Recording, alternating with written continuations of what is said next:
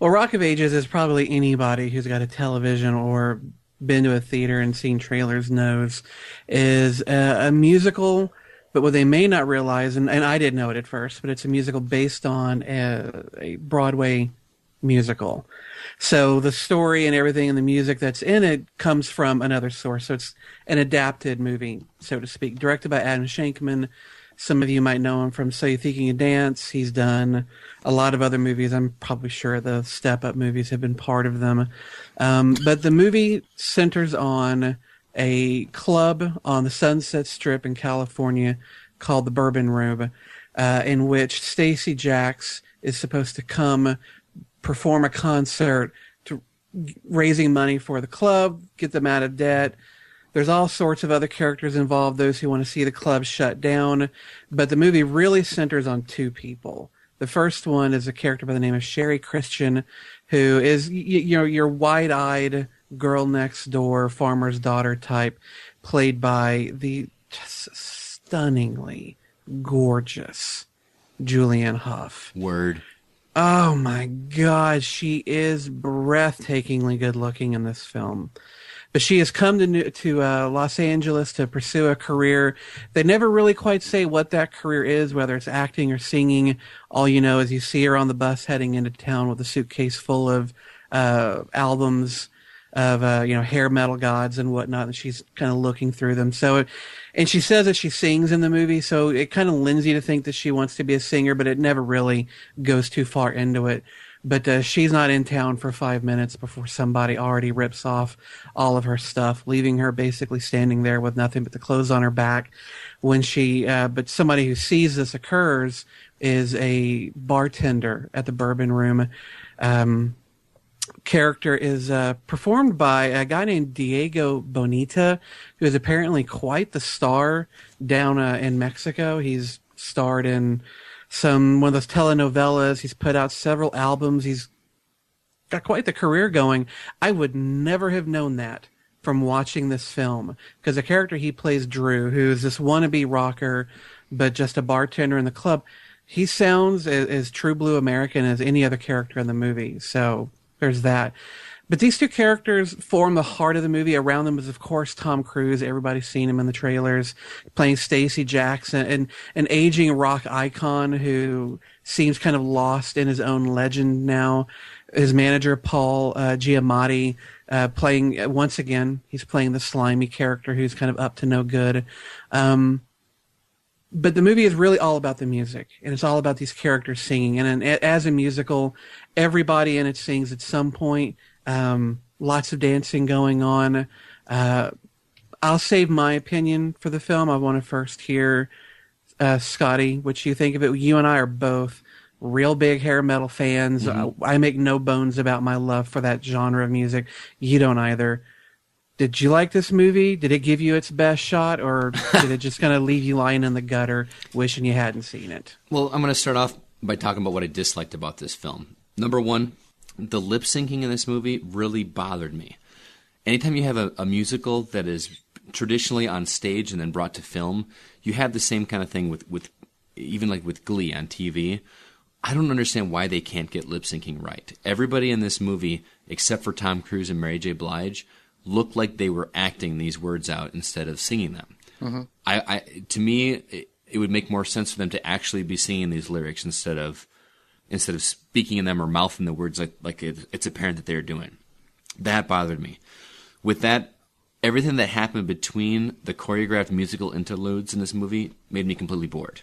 The story was cliche as cliche could be. I didn't care. I just couldn't wait for the next part where it was going to be a recognizable song from the 80s that I loved.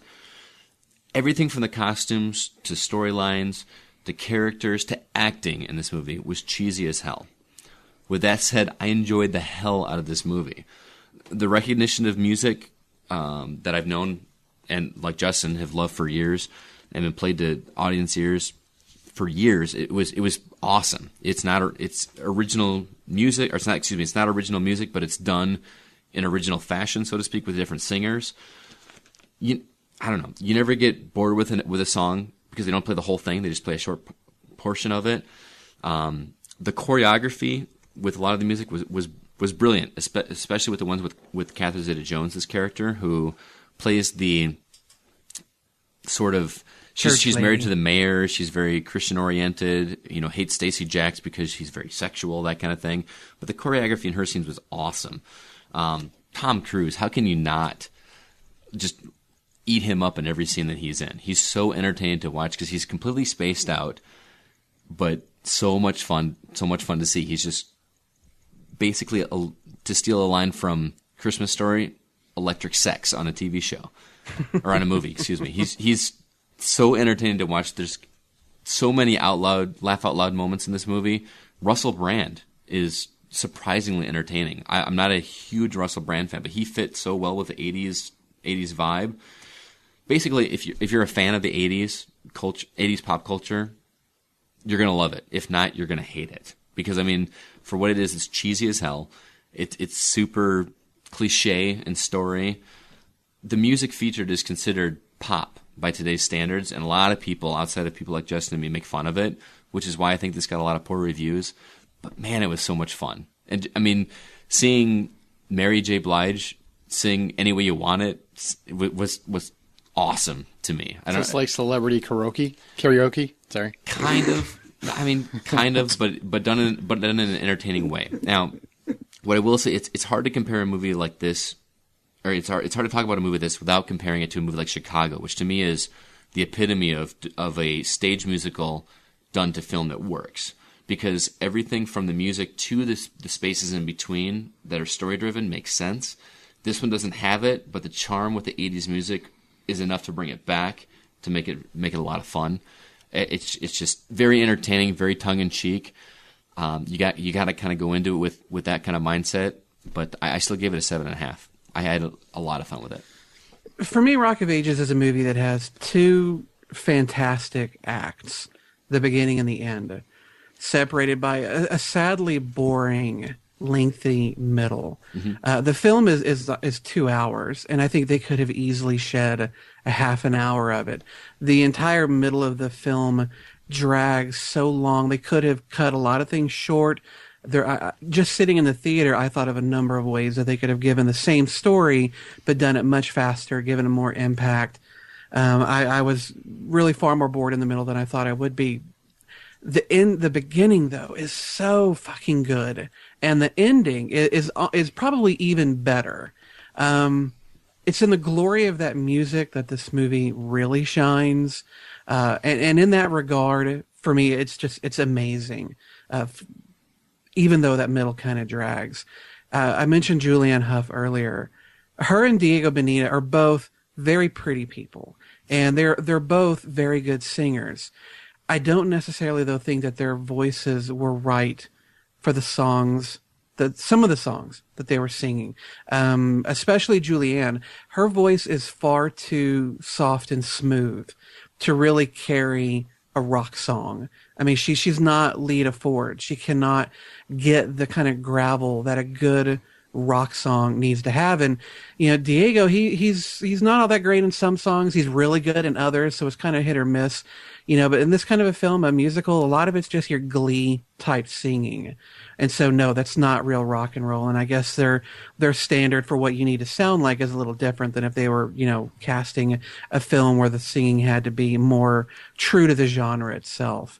But Tom Cruise, stunning. Mm-hmm. The dude, my man crush for Tom Cruise continues completely unabated.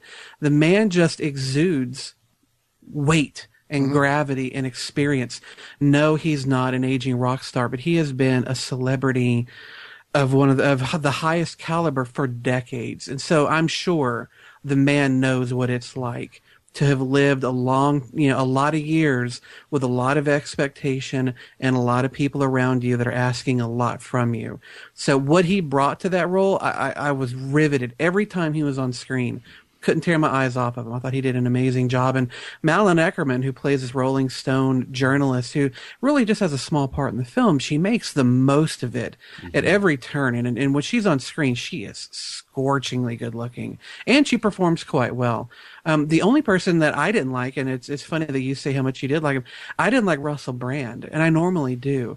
It's just in this film, considering that he's a bartender, kind of almost a co-manager of this rock and roll club, he's far too earnest and cheerful for me. There really wasn't any kind of grittiness on him, and so that kind of worked against me for his character. But what are you going to do? Adam Shankman did a fantastic job. The music flowed, and by the end of it, I wished I had a lighter to hold up into the air. And I'll be honest, I was singing, not loud.